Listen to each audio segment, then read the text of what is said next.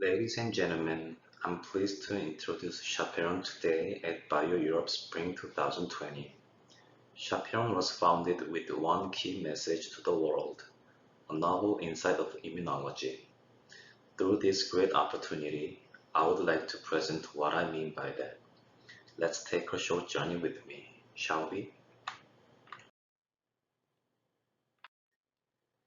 We have R&D programs in atopic dermatitis in phase 2, sepsis in phase 1, and Alzheimer's disease, ulcerative colitis, and NASH in preclinical stage. Additionally, we have developed next-generation inflammasome inhibitors, which are also in preclinical stage. I'm the founder and CEO of Shaperon and a professor at Seoul National University College of Medicine. Since my DEMS model was first published in Nature Reviews Immunology in 2004, more than 3,000 DEMS-related papers have been published. Keystone Symposia for DEMS, which I am organizing, was supposed to be held in Korea this year, but it is postponed to next year, unfortunately because of coronavirus pandemic. And I'm also a topic editor for DEMS in Frontiers in Immunology.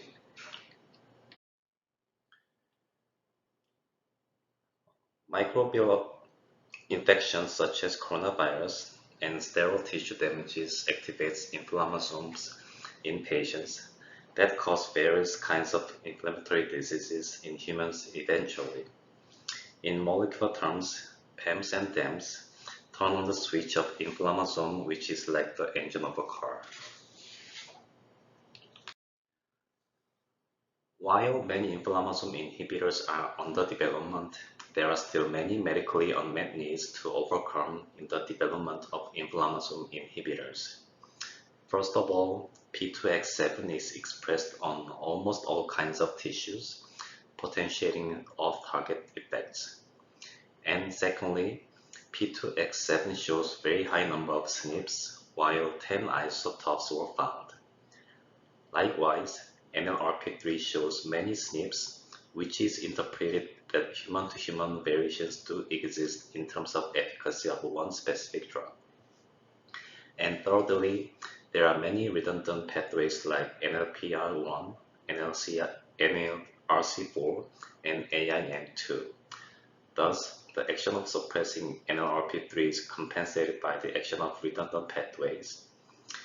And lastly and foremost importantly, TNF-alpha and other inflammation amplifiers could not be regulated by conventional P2X7 inhibitors or NLRP3 inhibitors. As you can see here, without GPCR19, there is no calcium mobilization in response to ATP, suggesting that GPCR is very crucial in the function of P2X7 in response to ATP to mobilize calcium into the cells. So GPCR19 knockout cells show similar calcium mobilization patterns to P2X7 knockout cells. Our compound inhibits calcium mobilization P2X7 after binding GPCR19, and it shows those responses curves depending on the amount of HY209. When we compare 1 micromole of the inhibitors at the same time in terms of the priming phase and the activation phase, HY209 shows the broadest and the strongest inhibitory effect on the production of TNF-alpha, interleukin-1 beta, RANTES, interleukin 8, and MCP-1, which is comparable to prednisolone. As you can see, MCC950, a strong NLRP3 inhibitor, shows strong responses in terms of the inhibiting the interleukin-1 beta production. And also, INT777 demonstrates a broad but weak responses. A740003, a potent P2X7 antagonist, inhibits interleukin-1 beta production effectively as expected in response to LPS plus BZ-ATP, but shows weak inhibitory potency in suppressing other cytokines. When we tested binding of HY209 with 468 kinases at 1 micromole, no significant bindings were observed. Also, we could not find any agonistic nor antagonistic effects on beta-arrestin activity of 168 GPCRs. We also could not detect any glucocorticoid activity of HY209 in CHO reporter cells. When compared with P2X7 antagonists or NLRP3 inhibitors, an inverse agonist for GPCR19 P2X7, HY209 shows less off-target effects and show potent anti-inflammatory functions because it can suppress both the priming phase and activation phase of NLRP3 inflammasome.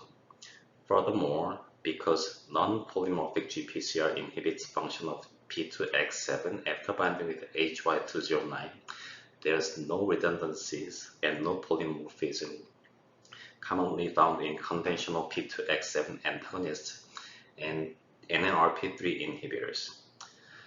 The broad spectrum of cytokines, including TNF-alpha, could be suppressed while the number of regulatory T cells and MDSC are upregulated. In summary, steroid inhibits almost all kinds of metabolic and inflammatory pathways at the same time. However, because of the systemic metabolic adverse effects of steroids, we cannot use steroids for extended period of time.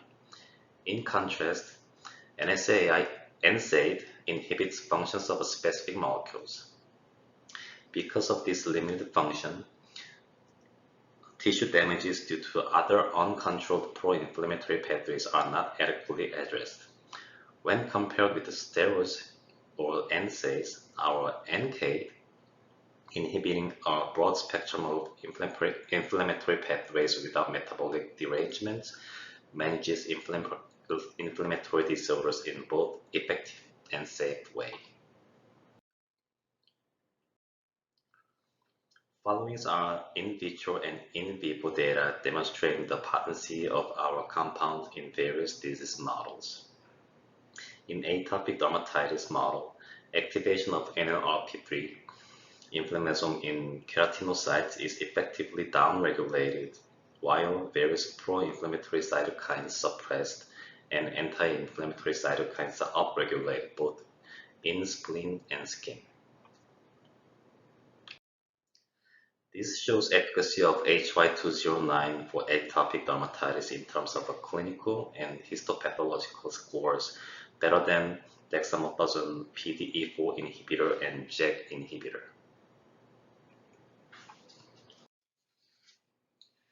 The infiltration of mast cells, eosinophils, and neutrophils into skins are suppressed, and the number of regulatory T cells are increased in the skin.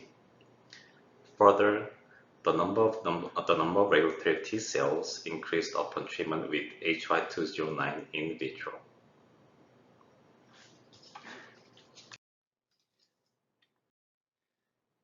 In mice model of Alzheimer's disease, HY209 inhibits TNF-alpha production of microglia cells induced by amyloid beta.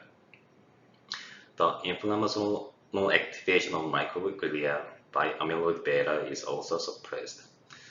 The production of interleukin-1 beta, interleukin-18, and TNF-alpha secretion of microglia is clearly suppressed by HY209 treatment in vitro.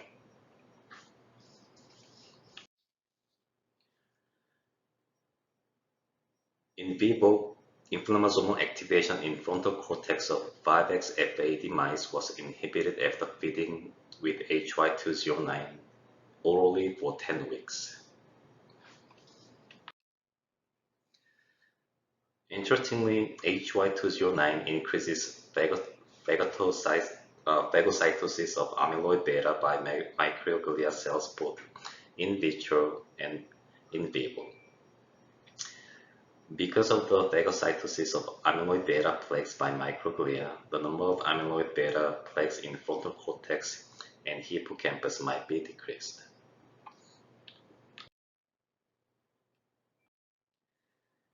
In mice model of sepsis, HY209 normalized renal functions and improved survival of mice under sepsis, not only in LPS injection model, but also in CLP model.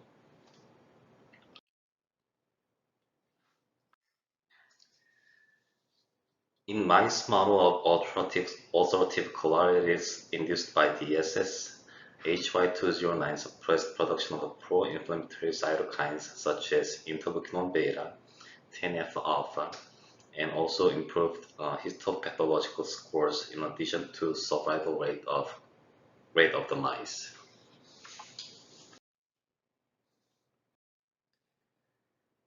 In mice, NASH model induced by high-fat diet and streptozotocin, HY209 improved hepatic inflammation, ballooning, fibrosis that are revealed by NAFLD score.